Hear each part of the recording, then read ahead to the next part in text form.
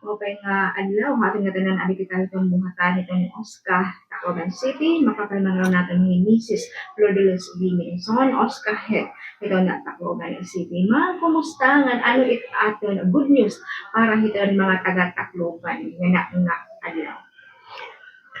Mapay nga kulo pa imo may madam salamat pagbisita mo din amon opisina house ka kay maidagod talaga good news para ang senior citizens ka ma-enjoy han ini nga octogenarian law.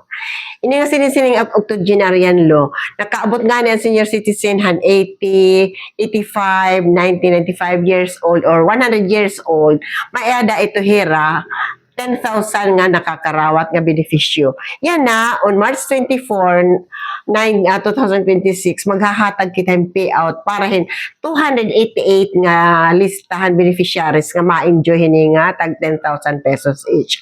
Salit gin tatawag ko ang mga itira feeling nga baga makaka upod hirahit siya na nga panhatag or may mga representative hira nga mapasusugo pagpakadeha opisina para makita kung upod hiran listahan ng mga beneficiaries for payout siya nga March 24 pakadian nala para lotera later on makaandam na nga daan hit ira mga ID requirements and mga authorized representatives and special power of attorney ira kay base diri mag-iha an ira pag transaction di diha ka office kaya di man iton venue hiton payout ka schedule nga.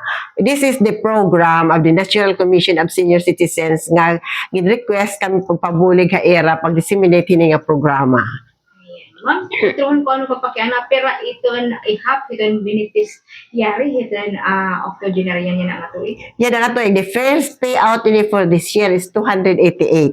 Ang init baga ko. Ma-enjoy hini 80, 85, 90, 95. Waray kita yan na beneficiary nga centenarian senior citizen. Ang centenarian citizen, senior citizen, ang itong sinisiri nga nakaabot na 100 years old.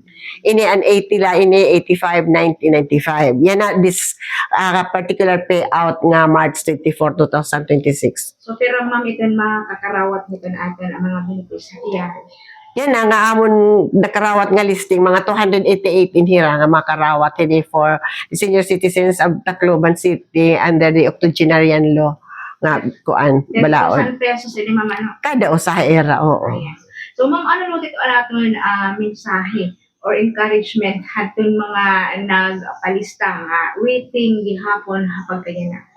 Amo gihapon ito nga a little patience la kun waray ka makasabot ka mo waray pan iyong ngaran dinay niya nang alistahan ini nga payout nga 2000 March 24 2026 ay naka mabaga ka kahulop mabangin malilate la ito kaya maron ka may mga any schedule ini centralized ini nga processing hiton beneficiaries para octogenarian diri ni anha aton ato ni central office latikang ipapadara latot listing gin the download ito nga ni rahati ka nga central office para makarawatan mga beneficiaries and entitled hini octogenarian law. Ma'am, ano luwagit aton ang sadang buhaton aton karuyag makaabel hining octogenarian cash gift hiton aton gobyerno. Kung nakakuan hira, nakasabot na hira mga pag-85 na hira, 85, 80, 85, 90, 95. Pag hinahinay na hira nga diha uska para mahabaro hira requirements. Para makomply nira, kay that will take time, kay may mga panretrato, nga requirement, and birth certificate, so ganito, ang mga ID, para makaandam hira, mga ngan makumpleto ang mga requirements nga isa-submit nira nga one time kuan lain compliance ang era requirement nga diri magbinalik-balik. Preparado hirap maupay.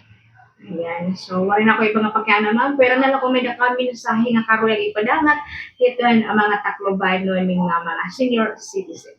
Amot akon sinisiring nga maghinay-hinay hira nga di kung mabati hira hini nga announcement kay baga kaninan aga gin announcement gyap ini namon pagka di para makakuha ang kamuhan mga requirements tapos makakita liwat kun upod hira 100 listing han mga beneficiaries para ini nga particular payout on March 24, 2026. Ayan. So, damo salamat Ma'am Lourdes Binison, Oscar Head ng Tacloban City. Waray anuman, salamat gihapon at kami oportunidad maka-announce lot kami ni nga programa ha National Commission of Senior Citizens nga kami pinapabulig nira pag-implement ni nga programa para atong mga senior citizens ni Tacloban City. Ayan.